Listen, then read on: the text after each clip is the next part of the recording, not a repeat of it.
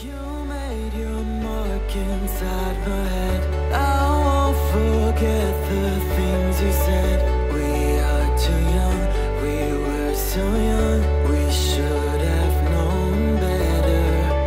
Nothing will ever change our minds. Cover your eyes and shut the lights. Just take my hands, let's take a chance. Ignite the sparks forever. We are taking control of our lives. Tonight we're flying high. We'll be running through all the stoplights. All will be fine in time. No one can stop us. Memories will guide us. Hello Cancer. This is Inspire 2016 with your weekly tarot reading for the week commencing the 18th of September until the 24th of September 2017. The first card for you is representing, how do you feel about yourself? Your card is the Nine of Swords.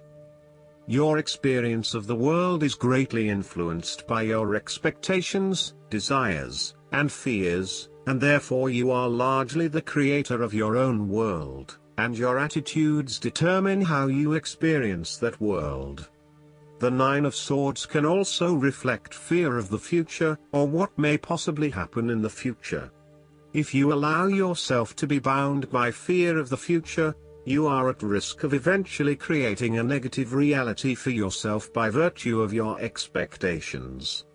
Your nightmare becomes your self-fulfilling prophecy, which is clearly not a desirable outcome. Generally, this card is an indication that you are worrying excessively about a situation. You are literally being kept up at night because you are so anxious about a particular issue. It is possible you are working yourself up unnecessarily, and, if you were to look at the situation more objectively, you may come to realize that it is not as bad as you are making it out to be. In fact, all that worry and despair is what is making it worse, so rather than fretting about it, do something to change it. Although most people experience fear, frustration and uncertainty at some point in their lives, you should not allow those negative emotions to immobilize you or keep you from pursuing your goals with enthusiasm and hope. Expect at least some level of uncertainty in the future, and draw upon your inner strength to remain as flexible and adaptable to that uncertainty as possible. The Nine of Swords can also indicate that you are being incredibly hard on yourself, putting yourself down or engaging in negative self-talk. For every mistake you make, you blame yourself and become worked up and angry at yourself for messing up again. So, ask yourself why you are being so hard on yourself. How are you putting yourself down, or what is the source of your depression? What can you do to make yourself feel better? The second card for you is representing, what do you want most right now? Your card is the Nine of Wands.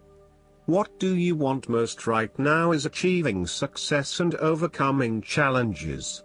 You are so close to completing a particular project or task, but at the last minute, you are faced with yet another challenge or setback. Know that you have the inner resources necessary to overcome any difficulty you encounter, even though it may seem impossible at the time. You are so close to finally achieving success. Do not give up now. The Nine of Wands is a sign of hope and encouragement that if you stand firm and strong against your challenges, you will achieve your goal. The challenges before you now are only the last bit of darkness before the break of a wonderful dawn. The Nine of Wands is like the one last test or challenge before you can reach ultimate success. You feel as if you have come to the end of your fighting powers, but you have the skill and determination in reserve. You are in a position of strength, and by drawing upon all of your courage and abilities, you will prevail. Once the last obstacle is overcome, you are home free. The Nine of Wands encourages you to be resilient. You will continue to be opposed by hidden enemies, and your interests will be questioned. Even in the face of such adversity, when you are feeling battled and bruised, you need to be patient and vigilant. Be assured that you will eventually prosper if you maintain your position. And remember, if you do not succeed at first, then try again. You may have experienced setbacks that now leave you feeling distrustful of others or even yourself. The turning point will come when you are able to leave the past behind you and to cultivate a more open mind about the future. While you have experienced losses in the past, it does not mean that you have to experience further losses in the future. Turn a new leaf and push on. Sometimes, the Nine of Wands encourages a risk-averse approach. You need to expect the worst and therefore take extra precautions to avoid any negative consequences to your plans. You need to be on guard and wary of any potential obstacles or opponents who may stand in your way. The third card for you is representing your fears. Your card is the Six of Swords.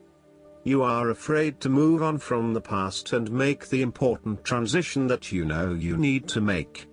You are trying to physically and mentally move from any past experiences which you know that have not been helping you. However, it is clear that you are experiencing some challenges in doing this, and no matter how hard you try to leave the past behind you, it keeps catching up with you. It is like there is something pulling you back to where you have come from, rather than allowing you to move on to new territories. What is hard is that there are a lot of unresolved issues from the past, which you had hoped you could just leave behind you, but they keep rearing their ugly head and preventing you from getting to that new place of being that you really want to be. There may also be moments when you doubt whether you are making the right decision in leaving behind your past, but this card gently encourages you forward, reminding you that you are heading towards a better future. Overall, you are also resisting this necessary transition. Perhaps you feel that it has been forced upon you, or that you were not included in the decision to move. For example, your partner may be required to relocate for work and you must go along with him, her. What is important is that you look at the benefits of the transition rather than focusing on the drawbacks, so that even if this transition is out of your control, you can at least look forward to something and get some sort of personal value out of it. In terms of your personal relationship, you have not moved on from a past relationship and are carrying a lot of baggage with you. You need to work hard at leaving this behind you, otherwise it will continue to plague your current and future relationships. The fourth card for you is representing what is going for you. Your card is the Queen of Pentacles. You will be able to live independently, with a stable income and with enough time and space to also nurture your family and loved ones. You may be trying to create a better balance between your home and work lives, giving it your all in both domains and trying not to compensate one for the other. At the same time, you are also able to find time to invest in yourself and ensure that you have enough me time in between all of your other commitments. The Queen of Pentacles represents prosperity and security. She suggests that you have worked hard to generate a level of financial or physical security which, in turn, gives you the ability to be generous with others and to share your wealth and prosperity with those you love.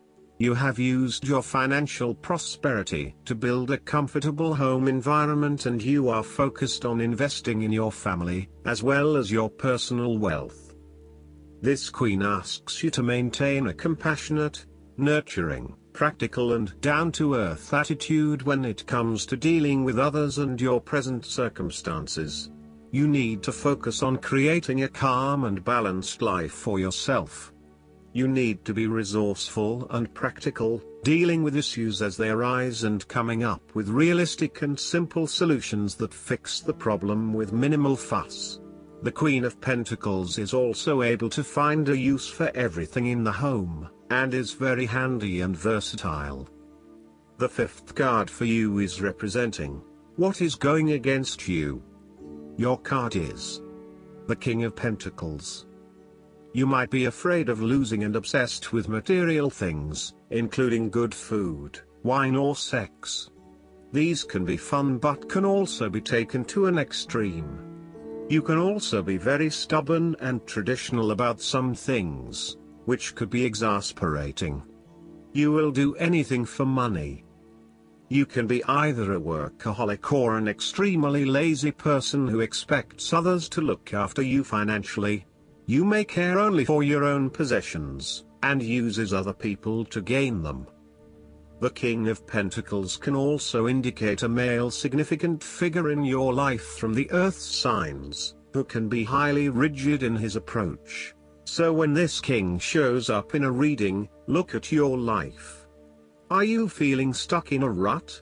Having your feet on the ground is a good thing, but everybody needs to lighten up once in a while and stick their heads in the clouds, even if it is just for a breath of fresh air. There is a fear of commitment or a strong desire not to be committed to anyone.